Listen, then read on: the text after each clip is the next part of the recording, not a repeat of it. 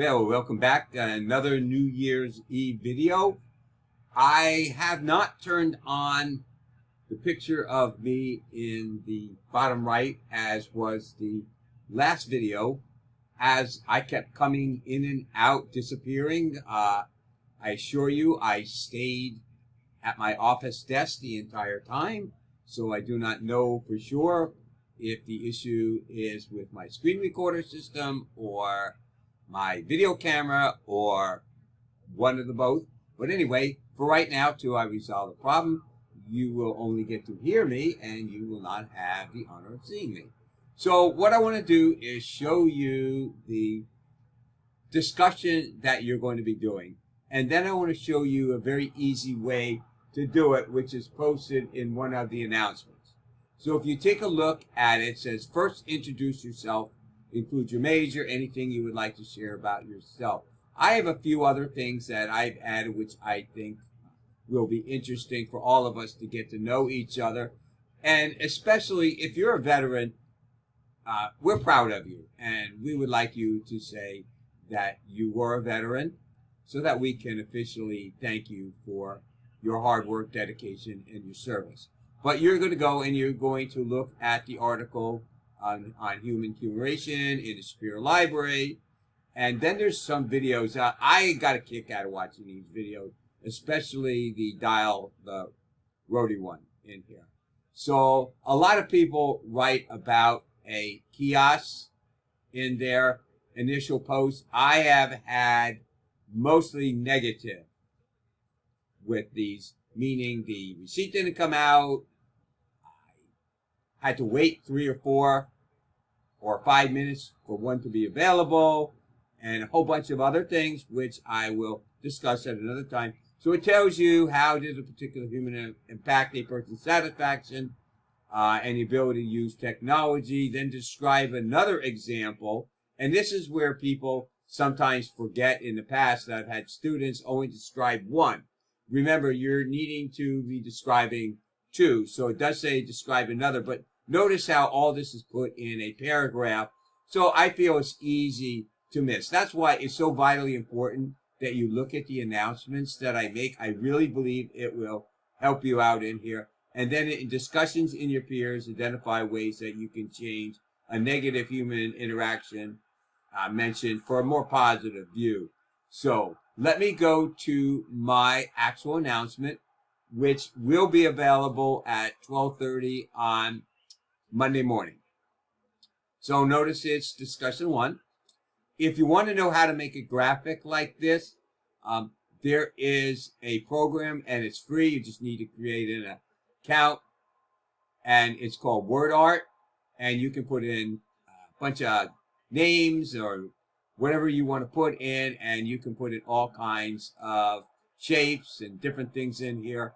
So I don't remember if I made this one or I took it from one of my other classes, but you can see that there's all kinds of stuff that you can put in and it's really nice. So here I have what I put. This week we're going to be doing our first discussion, obviously, it's the first week. And I'm breaking it down in several parts. So first thing is you want to introduce yourself. So that's part number 1. And you want to put that in a separate section. So where did you live? Or where do you currently live right now? Where do you live? Probably would be better. Then you have, what is your current job? Do you have any pets? I'll tell you that we have 2 dogs and 6 cats. What are your favorite sports teams? I will not hold it against anybody who is not a Yankee fan. Just want to let you know that. I tease about that all the time, but in fact, my best friend is a Boston's Red Sox fan. So you can imagine what some of our conversations are like. And then anything personal that you want to share. But remember, nothing personal is required. If you don't feel comfortable saying where you live, what your job is, that's fine. But we would like to know what your major is. In there, at least that in there. And obviously, you know your name. And maybe you might want to put what you feel comfortable being called. And now we have information about the site itself. So here's the HCI. So there's 3 parts in that, not counting the actual introduction. Discuss how a particular interhuman interaction might impact a person's satisfactory with the ability to use technology. Then describe another one and how to use it, interact, such as a wearable device or a self-service checkout machine, and discuss the positive and negatives. So I'm going to give you a negative of a self-checkout at Whole Foods. I normally use it because I don't have that many items when they come in, because the items are very hard sometimes to find up. That's a negative to me. But if I only have a few, no big deal. However, the counters themselves are very small, so they tell you to put things aside or whatever you want, but there's always somebody looking at you as if it looks like you're trying to steal something. So what I don't like is sometimes trying to find something is, if it's a produce item, there are 50 kinds of tomatoes. So if you just type in tomatoes, good luck. And what the sign says may not always be what you're looking for. So the sign may say plum tomatoes, but it might be Roma tomatoes that you have to look up. So sometimes it's a little challenging to find that.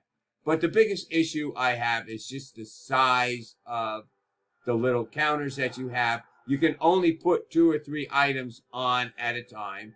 Then you have to go and try to scan them, put them in a very small bag. Now, there's only room for 1 bag on the counter. So what are you going to do if you have 25 items in the cart? You scan 3 of them, the bag is filled up, or maybe 5 of them, bag is filled up. Where do you put that bag? There isn't room for 2, and if you try to force it, it's very easy to fall. So much for that. Finally, describe how interacting with that technology compares to the way you're used to. Well, used to going to the checkout, and somebody is going to ring up, and then you're going to get to say hello, and hopefully they're going to say hello for you. If you're fortunate, there is a bagger that you can do. So there's all kinds of things. So when you submit it, what you want to do is submit it in 4 parts, your initial post. And that'll make it so much easier for you to make sure that you have gotten every single thing that you need to do. So that is it. And remember to reply to at least 2 other students. I often have to take points off because students fail to respond. Unlike anything else, a discussion ends at 11:59 on Sunday, which means if you forget to do it and you turn it in on, say, Monday night, then it's considered, according to SNU, that there is no late policy on there. So you want always try to, but that doesn't mean things don't happen. So again, you want to make sure that if there is any kind of an issue, please let me know. I'm very reasonable. I doubt very seriously if you email me at 9 o'clock on Sunday night that you have no power or whatever is going on.